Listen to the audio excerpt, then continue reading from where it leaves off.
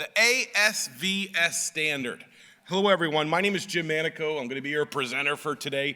I want to talk to you about a really important standard for web developers and for API developers to both guide you down the path of writing secure software, but also guiding your entire organization down the path of writing secure software. My name is Jim Manico. Again, I'm one of the former board members of the OWASP Foundation. OWASP is the Open Web Application Security Project, an international charity dedicated to providing free documents and free projects all around helping you write secure code, particularly on the web. I wrote a book on the topic. I'm a resident of Hawaii and Virginia. So I'm going to cite a new term. It's called fashion mashup. Have you heard this term before, Robin? So, okay, what do I have? So I'm from Hawaii, got the Hawaiian shirt, right? But I'm also from Virginia, where I live now. So I got like I have cowboy. These are riding boots. I'm an English equestrian myself in my spare time. I'm serious.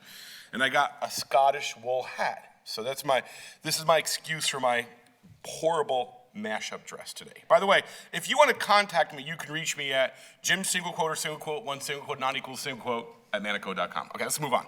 So I want to start with one of the earlier pseudo standards in the world of web and API security, the OWASP Top 10. Who's heard of this document before, the OWASP Top 10? Anybody base your entire security program on this list? I want to caution you on this. Here's why. The OWASP Top 10 is an awareness list. It is meant to breed awareness on how to approach application security. But this list is highly flawed, highly flawed. These are 10 semi-random issues. For example, look at broken authentication in session management. This is the world of digital identity. When you're building a login, session management, delegation, and federation system, these are all the pieces of an identity system. How complex is that kind of construction in code? Okay, you're gonna build a login system from scratch. This is like 100 requirements by itself.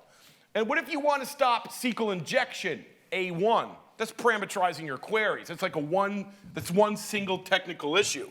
And where something like XXE, this is an XML level attack. This is more of a legacy issue against XML web services, and it's a singular, very specific attack type, where something like using known vulnerable components requires more tooling than secure coding. These are really good ideas. Is a really acceptable list, I think, to do things like give a talk at a conference or to read the first time you're reading about web security. These three items are relatively new for this version of the OWASP Top 10. But this list is incredibly incomplete. And the severity and the priority of these items are highly suspect. This is our opinion on this. And again, there are so many major issues missing from this list. You should not base your program off this at all. And we've been pushed to base programs off of this. If you're doing e-commerce, what private set of regulations guides your work? If you're doing e-commerce and accepting credit cards as part of your website or API, what regulation is going to be governing your work? That's PCI DSS. This is the payment card industry data security standard, and that kind of standard mandates that you follow the OWASP Top 10. And this is shite. It really is. It pushes people in the wrong direction to really build a comprehensive program around building secure software. So again, I want to recommend you go pick up the OWASP Top 10, read it carefully 2 or 3 times. One of the smartest people in the world, Marie Van Svant from Parade Magazine, from Mensa, one of the smartest women to ever walk the planet. She was asked, how come you're so smart? It's well, it's discipline. It's not like I'm naturally smart. I have discipline. I always read something once for everything I read, from a news article to a standard to an awareness list. I read it once quickly.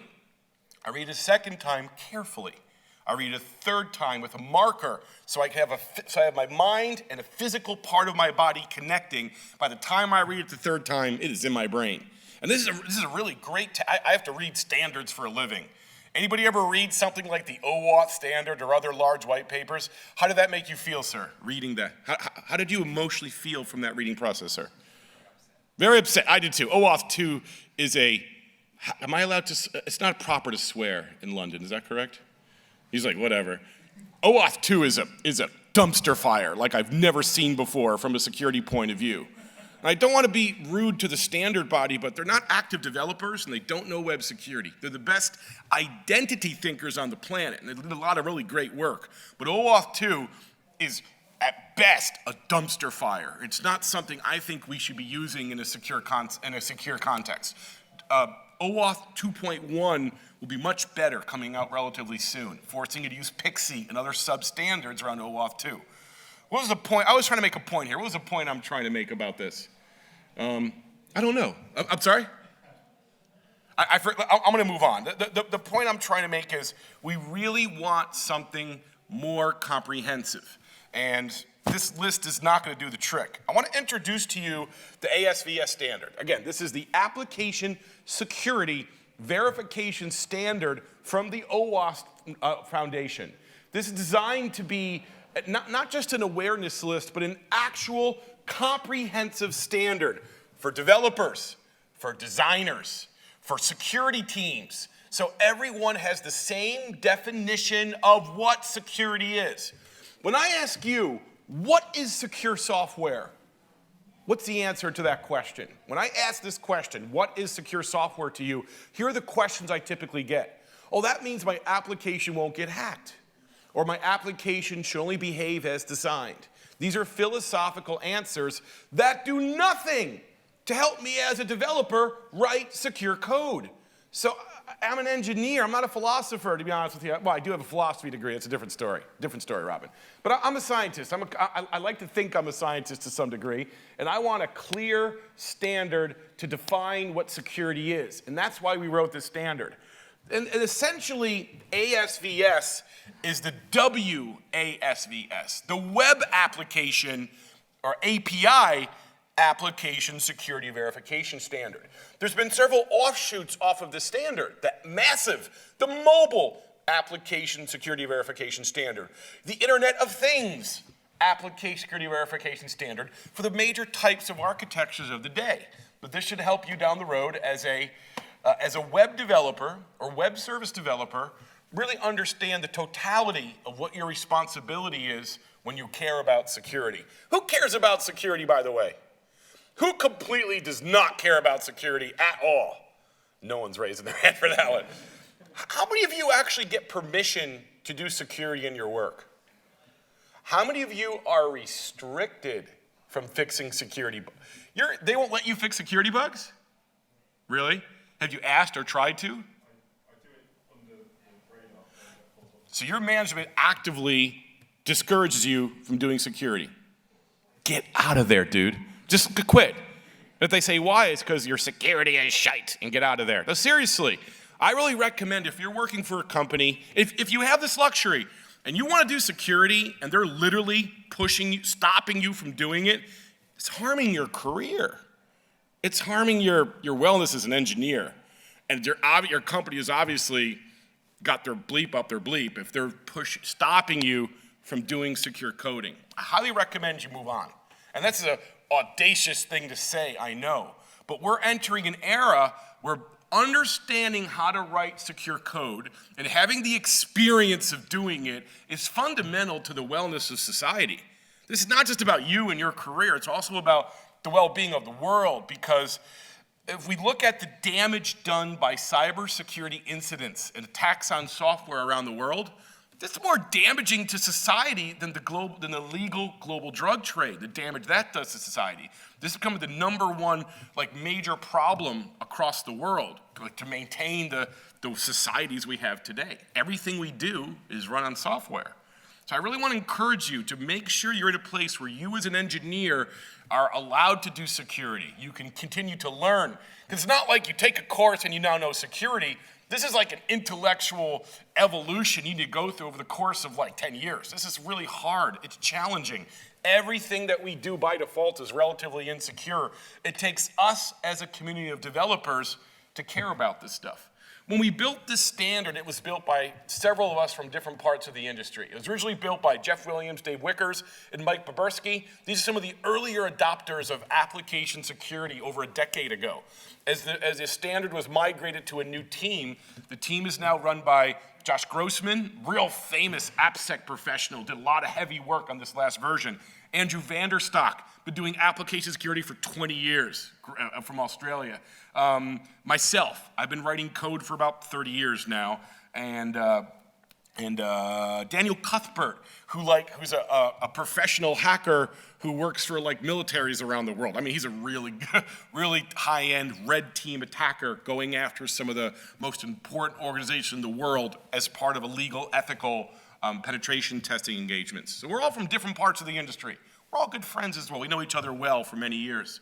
And none of us are trying to push an agenda other than helping you write secure code, in my opinion. Previous folks who've run this standard, they really start to push like their personal business commercial agenda into the standard, and we politely kicked them out and brought in a new team of more objective people. So I'm a real big fan of this current version of the standard that we're going to go through. And so here's a little snippet of the standard, right? The standard is essentially a list of requirements that are 1 to 3 sentences long. And that's it. There's no other detail on any of these any of these requirement items. And if you want to look at the details of these requirement items, you can look at another OWASP project called the OWASP Cheat Sheet Series, which will explain these in more detail. But the goal of this project is to give you a standard that you can fork within your own company so you have your own secure coding standard to drive how you test, how you build, how you design, and how you monitor software from a security point of view. The standard is built in 3 different levels of severity. Each requirement, either level 1 and 2, or level 1, 2, and 3. Level 1 is a requirement that every app on the planet should follow on the web. Level 2 is for like serious financial data, serious financial applications, applications with serious GDPR type of data and similar. That's level 2. Level 3 is for those of you building government services or infrastructure services or software that's storing the records of billions of users. At this point, we really should be considering level 3 standards. And again, I think that even though this is a standard, which implies you should do what the standard says, our real secret agenda here, because this is a hard list to build, it's going to be different for everyone. Our real agenda here, I think a good agenda in this case, is to get you to grab the standard, review it, fork it with your team to generate your own standard that's well vetted by developers. When people roll out a standard like this in their organization, you're going to be tempted to let security people make the final decision. And I want to caution against this. The thing that I'm trying to achieve with this standard is ownership by development staff. So when I roll this out to my different teams that I consult for, I make sure that as we go through this list and we choose which requirements are good and which ones are not, that we let developers, lead developers, make the final say. What's the point of this? Why am I'm the security pro, I've been doing this for a long time. Why am I not making the final call and letting developers make the final call? Again, I want to achieve ownership. When I go to a developer, here's a standard, you must use this. They don't want it, nobody wants to hear that. And a lot of companies try to do this. The ASVS 4 is our new standard and you must use it. You're welcome, developers. That doesn't really work so well. But if you sit with developers, walk through the requirements and ask them, hey, Robin, which requirement, do you want to follow this requirement, Robin? Do you want to allow emoji in passwords? Robin loves emoji. He's like, yes, I support that requirement. And now because the developer said it's okay, now I let that requirement be part of our work. And now the developers own it. And like any good legislation, once I get it in and developers agree to it, as security guy, I'll sneak my other agenda in later on. Yeah, and it sounds terrible, but this really works in the real world. Ownership helps. Forcing this on people Doesn't work in my experience. And so, again, here's the team that built this. Myself, Daniel, Andrew, and Josh Grossman. It's just been fantastic. He really drove the most recent version of the standard with Andrew. And we do this work in public in GitHub. Previous versions of the standard were built in a dark room in someone's basement, and then they pushed it out to us without the chance to edit. And we found that to be not the best way to build a public standard. So we did this version of the standard for the first time in GitHub and encouraged everyone in the world to provide comments. And so this is not just our work, it's the work of literally hundreds of people who are experts in this area or have experience in this area or just have wisdom in this area who provided comments. And we addressed every single comment that came in detail. This is our job, and we did it. It's a long process, and this is the result of our work. And so we also made some modifications to make it a little bit better for the community. We shifted everything to Markdown so we can push out many different versions of it and different styles very easily. We have all these scripts to generate the standard automatically now. As we make modifications in GitHub, we push scripts and it generates a whole new version. We see clearly who's making what changes. And we brought the standard in compliance with admittedly a US standard, NIST 863. But I think it's not just because it's a US standard, because several of the members of this team are not American, right?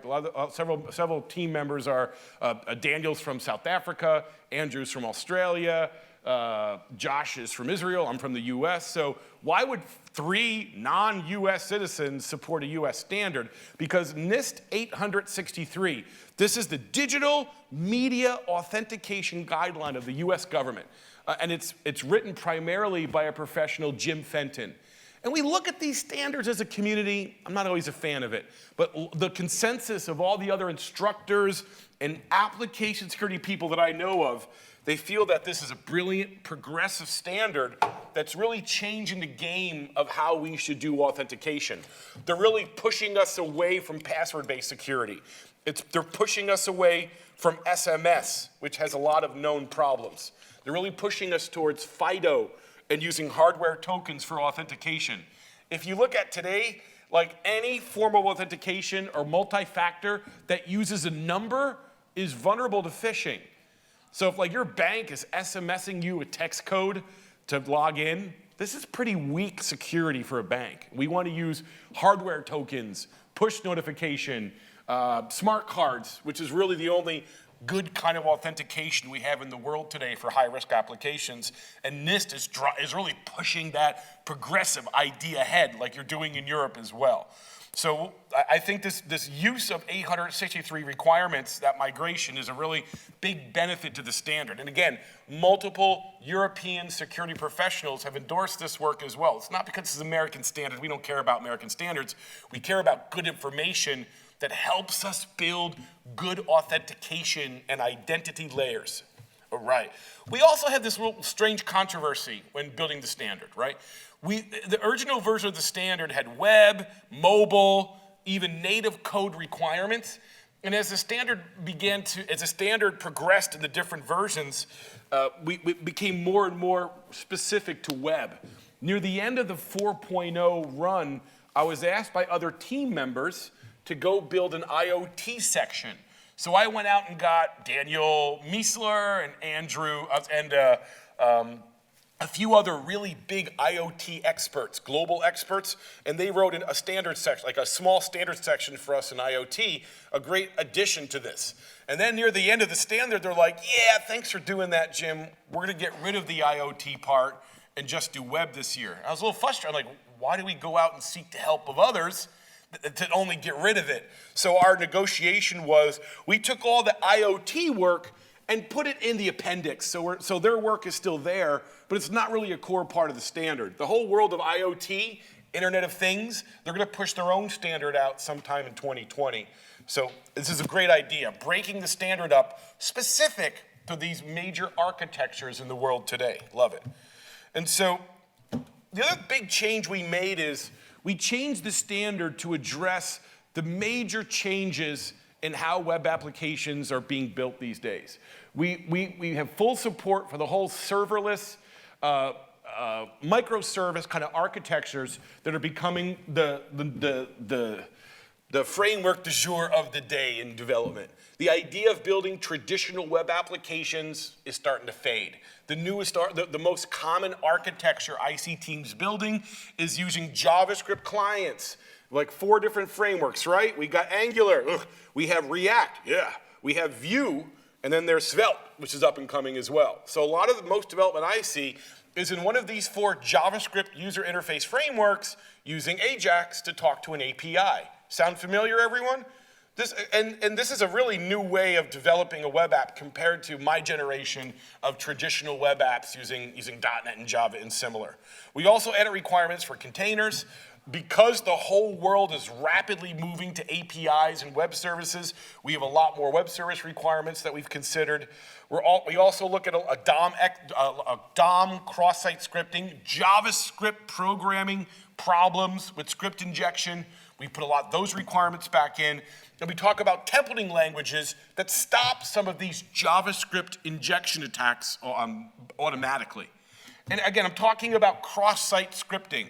This frustrates me so much. We've known about cross-site scripting for almost 20 years now. Everybody know what cross-site scripting is, by the way? This is when the attacker injects JavaScript into your application through a comment or a profile that another user looks at. So if I edit my profile, add JavaScript to it, then someone else looks at my profile and executes that JavaScript, I just got a victim to execute JavaScript from me, the attacker. And I can deface the site, steal your keystrokes, steal any data, force you to take any action. It's game over if I can add JavaScript to your application in today's world. And we've gone through so many rounds of how to fix it. Like, let's do escaping. Oh, that doesn't work. Now we got to do HTML sanitization. Oh, that's not, they get bypassed. So you have to use JavaScript correctly. So none of all that is too complicated. So let's use content security policy now. Oh, wait, content security policy 1, 2, and 3 are all bypassable unless you have a perfect policy. So let's build this new standard called trusted types. It's like, I could think of 4 standards in the last 10 years that keep getting added onto each other to try to stop cross-site scripting. So because it's so complex, we've addressed it in more detail in the standard. We've also mapped all these requirements to CWEs from the MITRE Corporation, the Common Weakness Enumeration Mapping. This is a public list of weaknesses from one of the security definition organizations in the world. When you have a vulnerability, you usually want to, when there's a vulnerability in common software, you'll be given a CVE code, Common Vulnerability Enumeration Code, that refers to that vulnerability type. This is from the MITRE Corporation. They also have a list of CWEs. These are common weaknesses in the world of software. So we've mapped every requirement. We've mapped as many requirements as we could to a CWE in some way. And we've basically changed the whole standard. Think of how standards work. We pushed out standard number 1, version 1, and all those requirements were numbered. And then as we went to version 2, we removed certain requirements and added new ones. And to preserve the numbering, like version 1 was requirement 1, 2, 3, 4. Then requirement 3 went away. So then we had 1, 2, 4, and 5 to maintain the same numbering system. And once we hit version 3, it was like there's requirement 1, 7, 18. Just the numbering system got a little messy. So at version 4, we wiped the slate clean and renumbered the entire standard. It's a real whole new level of standard. We reordered every section. We removed a lot of duplicates. And we triaged literally thousands of comments from the community. Some of the comments dated back several years. They've been waiting for us to actually get to work, and we addressed every single one that came through our work. So again, remember this standard is in 3 different levels of severity, right? Level 1 for every app, level 2 for high-risk apps, level 3 for infrastructure kind of apps. Level 1 is something all apps should do. And we believe every single requirement in level 1 is completely testable by a scanning tool or a penetration tester. And it's the only level that's completely penetration testing. And by the way, please stop penetration testing as your only security task. I know if I go back 10 years at the dawn of the application security era, A lot of companies would basically do this. Hey, developers, just go write code and get stuff done. And near the end of the project, we'll hire a penetration tester to try to hack the application from an ethical point of view, and we'll go fix those bugs, and then push the software live. How does that process sound? Does this sound familiar to anyone? Just go ahead and write code. Go ahead, write code. Don't let anyone slow you down, and we'll do a little bit of testing a couple days before we go live, fix those bugs, and we're good to go. Does this work, by the way? No, it does not work. You know, we're in an era, and I still think you should do penetration testing, but it's not the only thing that you should do. We're in the world, we're in the era of software development where DevOps should rule supreme in terms of how you write code. What do I mean by DevOps? I hear a lot of people define this term and give it different meaning. I have my own definition for it. What do you think that the term DevOps means?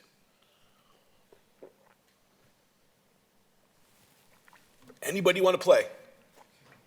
Continuous deployment? You know what? That's my definition of it. A lot of the DevOps principles, like Gene Kim and similar, if I say, look, DevOps is just CI/CD, continuous integration, continuous deployment. I minimize all of DevOps down to that. A lot of the real thought leaders of this, they frown their nose at that definition. Because they're like, oh no, DevOps is a cultural change. And I don't agree with that. I think all that DevOps is, we automate everything we can around the process of building software.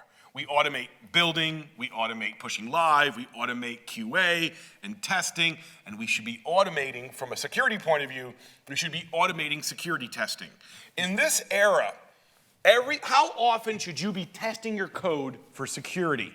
And the only good answer, and what does agile mean in the modern era? In my opinion, you should be testing your code for security 1,000 times a day, using automation as part of a tool like Jenkins, where as I'm building every time I build, every time I push, every time I touch code, a battery of automated tests get run. Static analysis, looking at my code for vulnerabilities. Dynamic analysis, running a scanner against my running dev version of my app looking for vulnerabilities.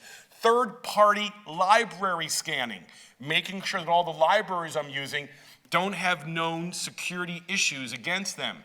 Those are the 3 classes of tools minimum you should be using 1,000 times a day while you're writing code in an automated fashion. And so, and I see a lot of teams moving in that direction. If your process is, we write code for a couple months and then do some testing, I think you're selling yourself short. It's expensive to achieve security that way. You want to feel the pain a little bit at a time as you're working, and when a bug shows up in your work, you want to learn about it right away and fix it right away, as opposed to letting it go live and then fixing it. Let me ask you one more question before we get too much further. What do I mean by the concept agile? Is anyone here an agile developer? Agile. Who here is an agile developer? Okay. Can I pick on you for a second? Who's agile again? Agile, come on. How often do you push code? How often are you capable, as a team, of pushing code live? If you had to move fast, how often, if you wanted to, could you push code live? We pretend. We have an agile process, but we have a corporate overlord that releases 3 times a year. Okay. I'm going to give you a hard time. I'm not trying to attack you personally, but I guess I kind of am. I'm going to attack you. Sorry, just bear with me. When you're pushing code 3 times a year and that's your capability, guess what you're not at all? You're not agile. See, agile is both a discipline and there's benefits from that discipline. What's the discipline part of agile? Back in my era, we used peer programming. We'd have multiple people work. We'd shift the team around so everyone knew every part of the architecture. We had a really robust architecture that we could roll out production quality on a very frequent basis. This is the spiral model of development. What else is agile? Low documentation, but a strong architecture up front and a few other similar principles. The point is, it's a discipline. And you know what most big companies do? They love it.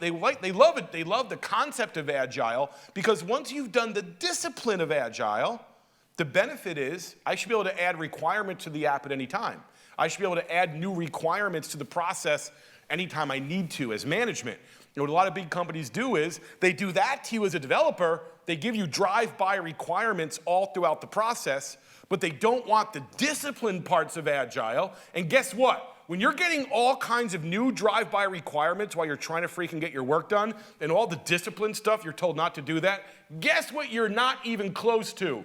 You're no longer Agile. You're Agile in name only, and now you're only pushing code a couple times a year. That's bork, dude. It's not, I'm not blaming you. It's just, it's a situation that many big companies are in. Do you know how often you should be able to push code if you're really an Agile shop in 2020? Every hour. What's that? Every hour. How about 1,000 times a day? Seriously. New people who go work for Etsy, you know what their first job is? To push their profile live immediately. Because they have a massive DevOps automation infrastructure that takes every check-in, every push live, and runs it through thousands of security tests before they allow that to happen. So it's a natural part of how developers write code. So all this infrastructure of security testing and automation is wrapped around their now you're Agile. And this is not to, I'm not attacking you personally. This is a problem in many big organizations today. They say they're Agile, but they can only push live a couple times a year. And that's a problem.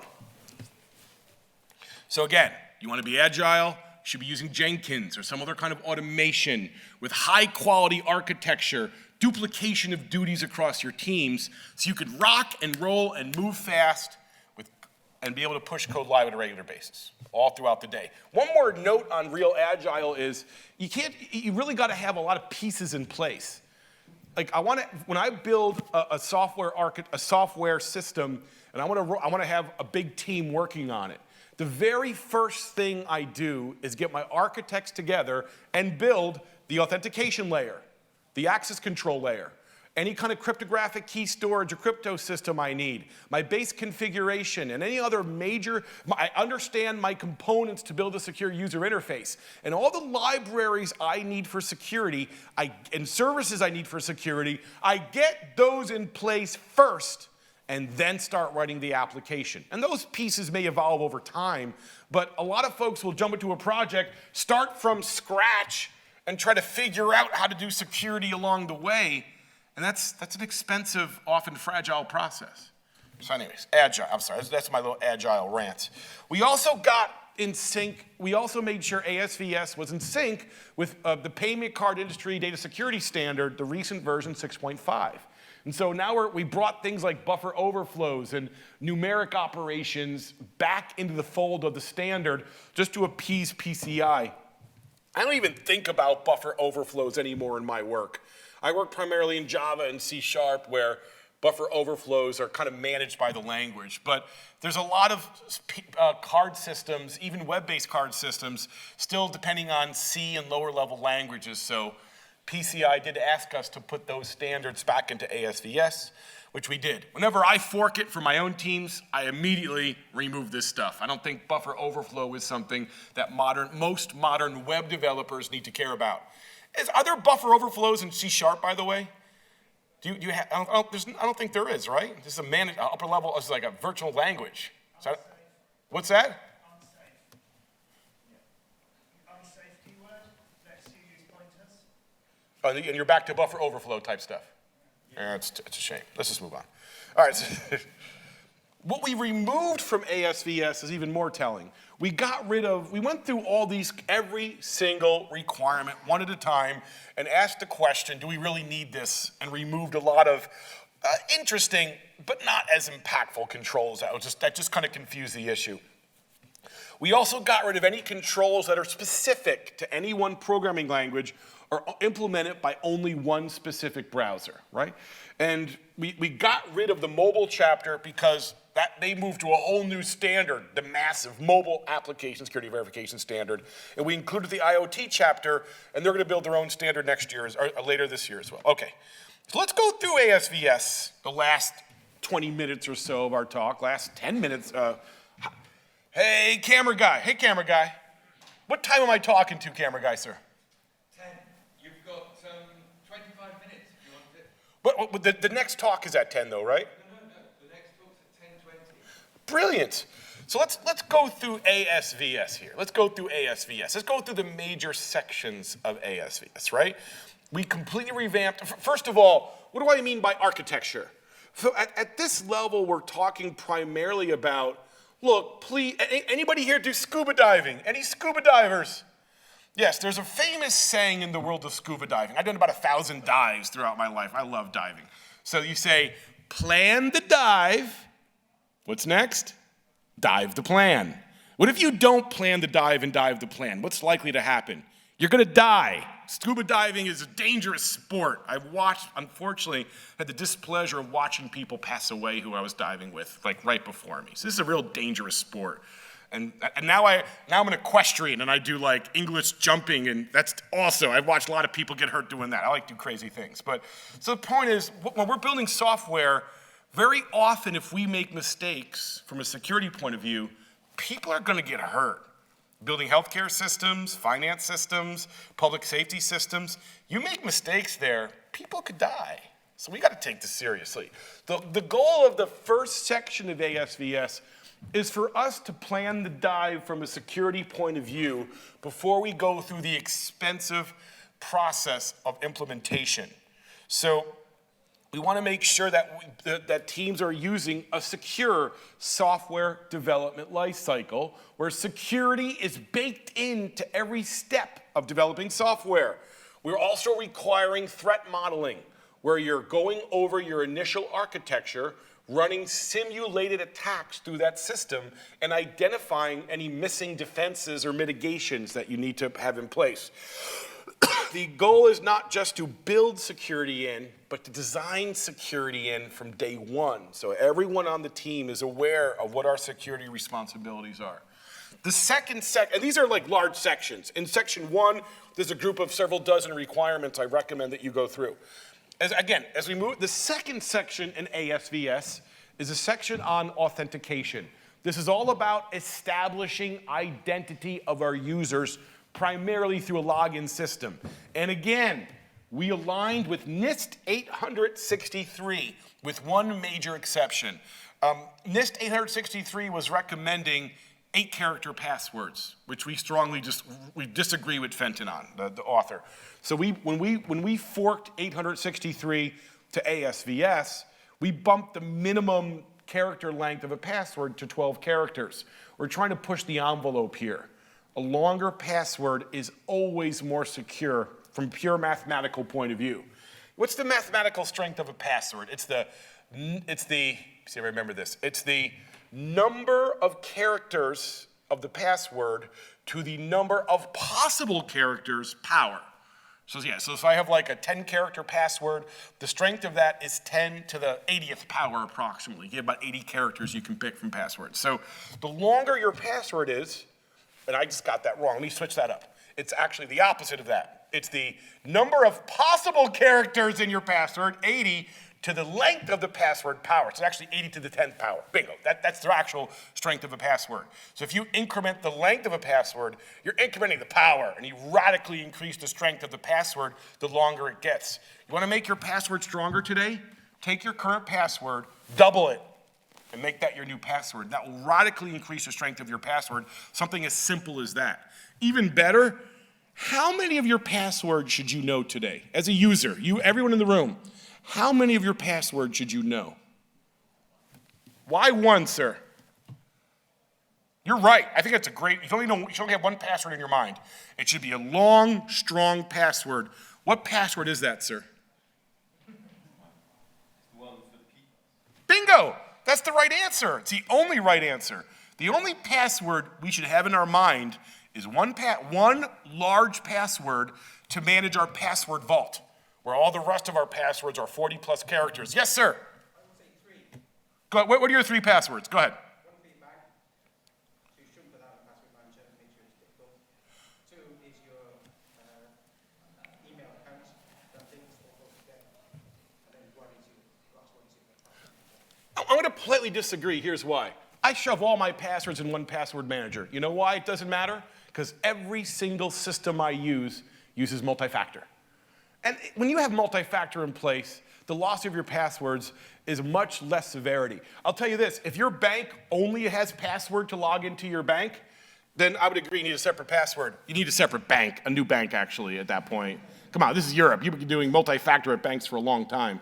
So there's no, and I've heard a lot of people say this, use like KeyPass for your work, use like a dash lane or something for your personal stuff. I use one password manager with a very long password and a multi-factor challenge, and I have all my passwords in one vault.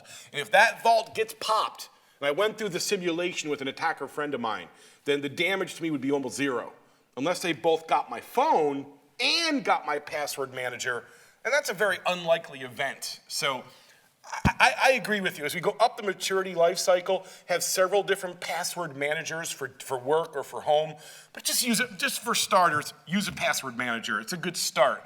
And the only password manager that I would recommend is what you said, KeyPass.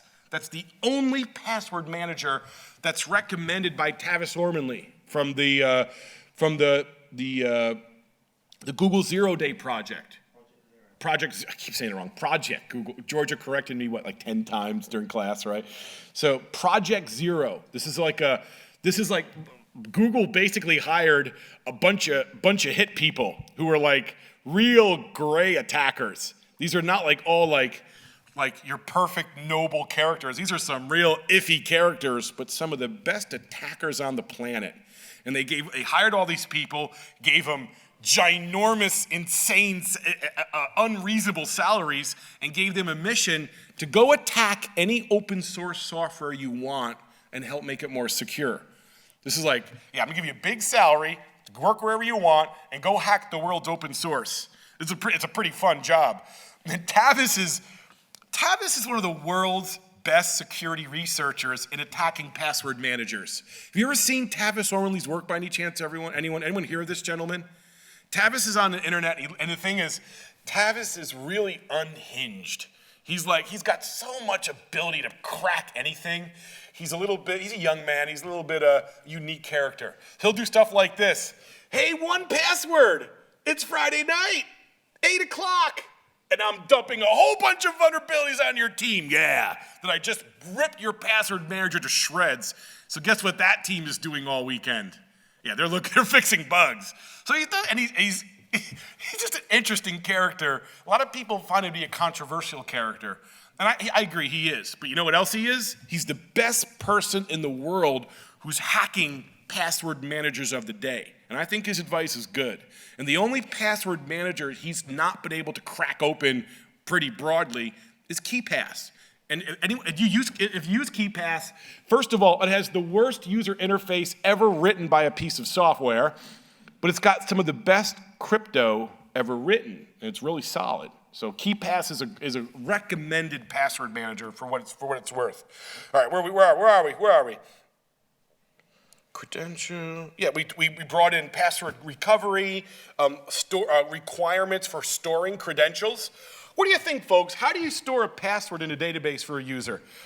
If you're building your own authenticator and you want to store a user's password to verify their password, how do you properly store a password? This is one of the requirements we have in ASVS. Store it using script. Pardon me?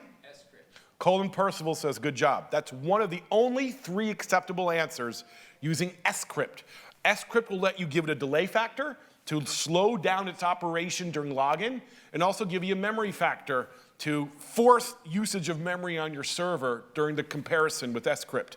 We recommend you use script with at least 16 megabytes of RAM usage. Shouldn't hurt scalability that much. A work factor should be approximately a 13 or more. And so, I digress. What are the other 2, hey, Mr. script, you want to keep playing? What are the other 2 good acceptable algorithms for password storage? That doesn't matter. Knowledge is knowledge. Keep going.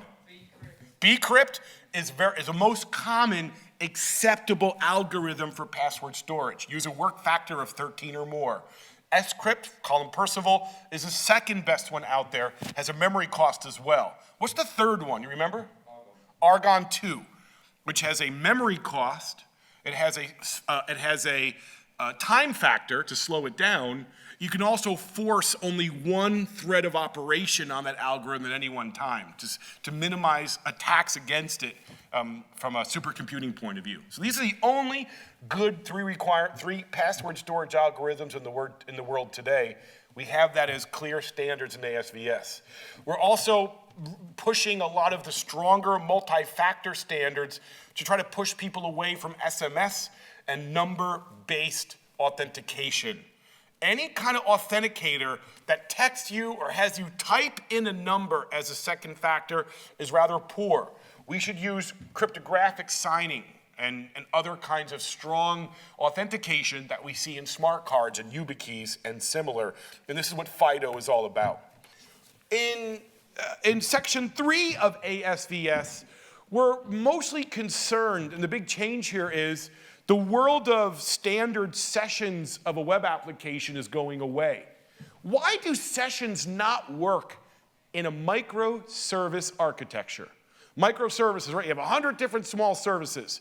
Why does traditional session management not work well for that kind of architecture? Anyone? Number one, you can't really do logging out easily with a JSON web token, right? Across many, many web services, to log out a stateless mechanism is challenging. But there's a bigger reason. I'll get back to that. Why is, again, traditional session management, if you have a fleet of 100 services, why is that not going to work? Because in a microservice environment, I'm making a request that may use multiple microservices or multiple serverless functions. And how do you track that the user is logged in to each and every one of these independent microservices? Are you going to have every one of your microservices check in a central location to see if that session is still active? Is that going to work? No, scalability goes away. So when we move to microservices, we need some kind of artifact that the service can check by itself in a stateless fashion to see if that user is logged in. And that's what a JSON web token is all about. This is a radical change in how we build applications, and we've added new requirements to address the use of JSON web tokens and stateless-based session management that's become so important in the world of API design. We have several requirements on access control. I keep trying to push really strong requirements here. I get a little bit pushback. My basic rule of thumb is stop using roles as a PEP. In the world of access control parlance, a PEP is called a policy enforcement point. It's the check you do in code for access control. And my vote is we have got to stop hard coding roles in our code to do access control. It's a highly flawed anti-pattern from a security point of view.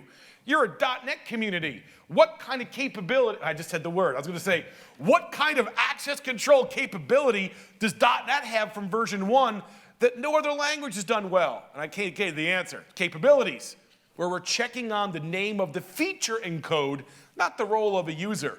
You should be hard coding in your code the feature name and use groups and similar in your backend database. The reason we need to get away from roles is because of things like multi-tenants. If I have multiple companies using my app and they all want different access control policy, roles break down. What about as simple as a data check? For example, think of this message system, API something or other.com/messages/1234. Suppose that's the message I'm reading. How can I hack that URL to look at other people's messages? Change a number. How long would it take you to write a script to try every single number against that API, sir? Yeah, 5 minutes, right? Are you a full-time employee, sir? Yeah, if you're a full-time employee, writing a script to try every number against an API, it should take you 5 minutes. Now, if you're a contractor like me, that's at least a 2-week project. That's a different story. I know, you heard that stupid joke several times. Sorry, Robin. All right, so jokes aside, go to any web app, go to any API, start fiddling with the numbers. And if you can start seeing data that other users should only be able to look at, guess what? You just found a major data-centric access control problem. And so, and the point I'm trying to make is when you hard code roles, it doesn't address these data issues at all. So I digress. That's the heart of the access control section to move us towards more modern access control like capabilities and attribute-based enforcement points. A good hygiene in software is to do input validation. And so we talk about some of the more modern needs here to address things like deserialization attacks. We want to validate the objects that we're allowed to deserialize to. We want to stop server-side request forgery, which involves us validating open redirects and the safe construction of URLs inside of your API architecture. We want to do output encoding to stop cross-site scripting. We want to do HTML sanitization also. And all these techniques of data handling are set as requirements in this section of the standard. Stored cryptography. The big change in the stored cryptography section is where you store a key. Where's a good place to store a key in an application? A cryptographic key that's verifying a signature or encrypting credit cards or similar. Where's a good place to store a key? Somebody say the registry. Go ahead, just someone say the registry. Go ahead, say it. The registry. That's a horrible answer. What is wrong with you? No, I'm sorry.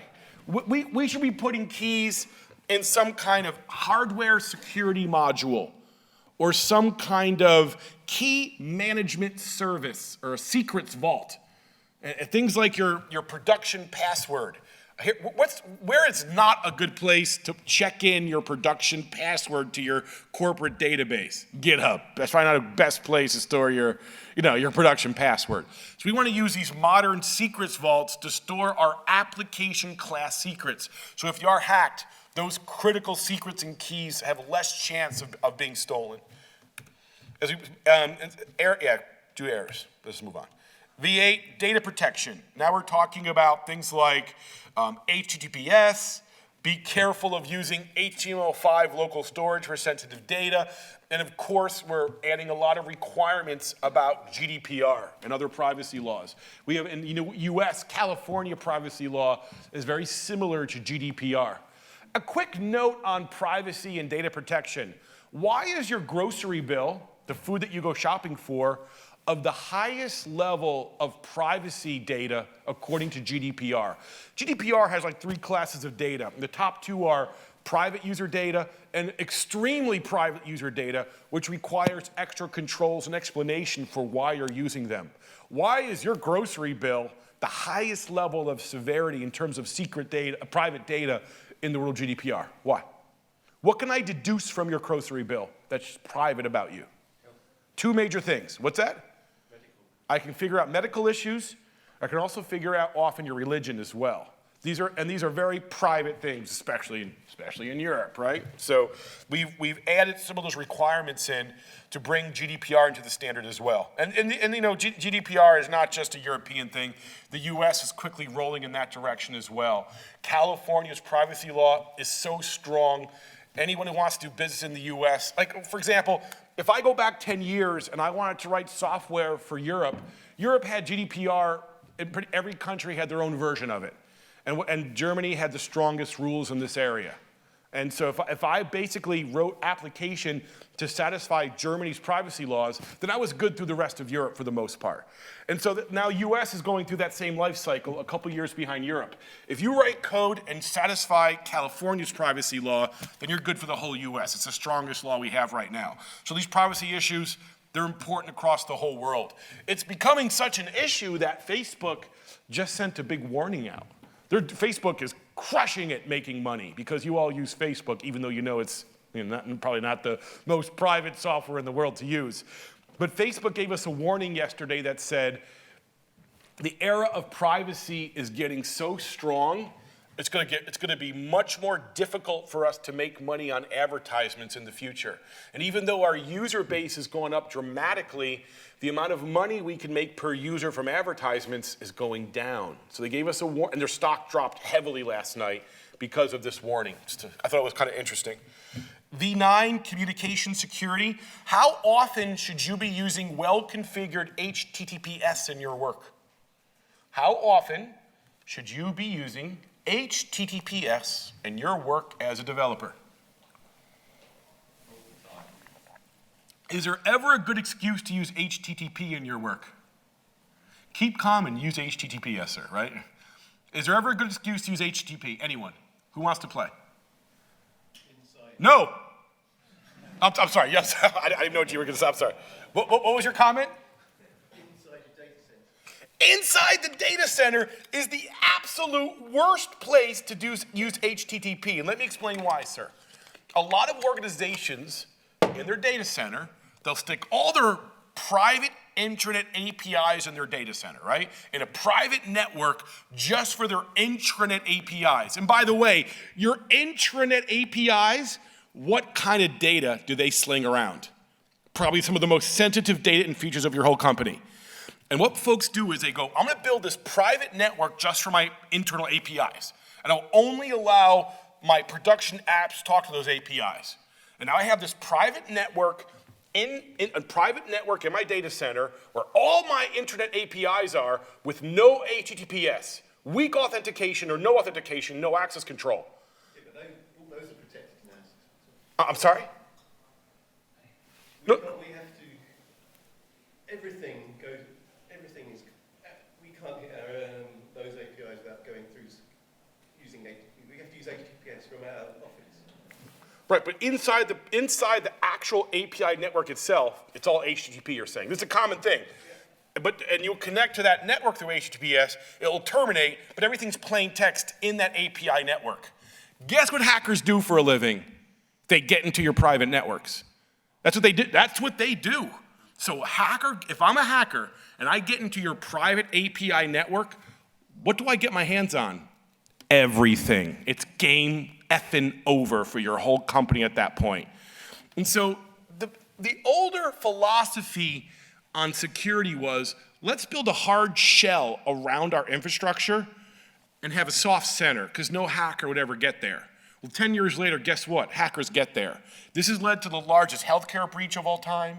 This has led to the largest financial breach of all time, and similar. The new philosophy of modern security is, let's go look at Google standards for a second. I got 4 minutes, I'll use it. Now Google's not a perfect company. I don't like what they do for a living around privacy, but I really like the engineers that work for them that drive web security. Mike West, Mike Samuel, Michel Spagnuolo, Lucas Weichelbaum. These are leaders in application security that publish public standards to the world. You know what their rules of play are for APIs? Whenever you deploy an API in public or in private, the standard is the same. Strong HTTPS, strong authentication at every API level, no free lunch, and strong access control at every API. So every individual microservice should force me to be logged in, should know who I am, know my access control rules before it lets me run a feature. That's what we need for modern day security. And I'm not picking on you, this is a common architectural mistake where we have this hard outside world and this insecure soft center. Hackers will get there, and when they do get there, it's game over. So please be careful of that. So let me go back to you. How often should we use HTTPS? How often should our services do strong authentication? Always. How often should our APIs do strong access control? Always. It's easy. And again, my job is to read white papers and do PowerPoints and preach. Hey, and my job is, I've now told you what to do, my job is done, and now get to work for thousands of hours to pull that off. Good luck with that. I know it's not easy to take a legacy system and that has a certain way of going, certain way of running, and bring it up to these modern standards. That's what we got to do. I'm going to skip malicious code. Business logic verification. The whole point here is these are vulnerabilities that scanners will not find. This is custom business logic flaws. Something as simple as an e-commerce checklist where I skip the payment step. No scanner in the world will find that. And V12 is file security. Things like server-side request forgery again, and remote file include and similar attacks against PHP type architectures.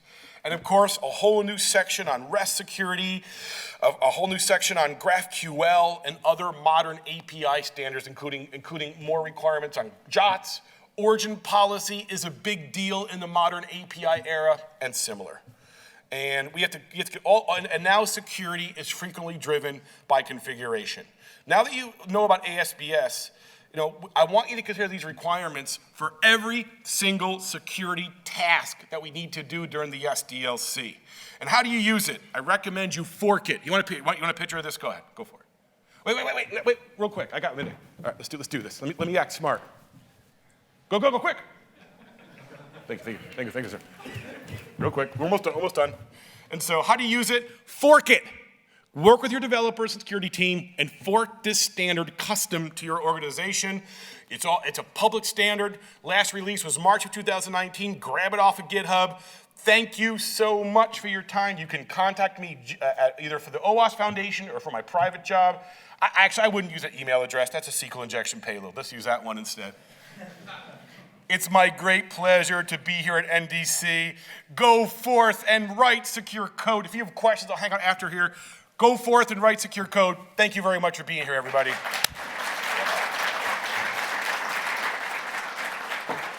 I'll take one question real quick. Anybody have any questions? No questions. Yes, sir. Anything in there about WebAssembly? The question is there anything in ASVS about WebAssembly? So wait, so let me get this straight. You want to take native C# code and run it like assembly in the browser? Is that what you're saying? Yeah. I do not believe we have a requirement. It's such a brand new architecture. I know it's real popular in the .NET world. We try to keep away from singular language things. It's not in there yet. It's something we should address in the next version of ASVS. So I have a mission for you. Are you ready, sir? Go to ASVS GitHub, go to the 4.0 branch, and add an issue for us to remind us to add WebAssembly requirements for the next version. Will you take that on for me? Just go to GitHub ASVS and add a comment, and I'll address it personally. Hey, have a great day. Thank you so much, everybody. All right.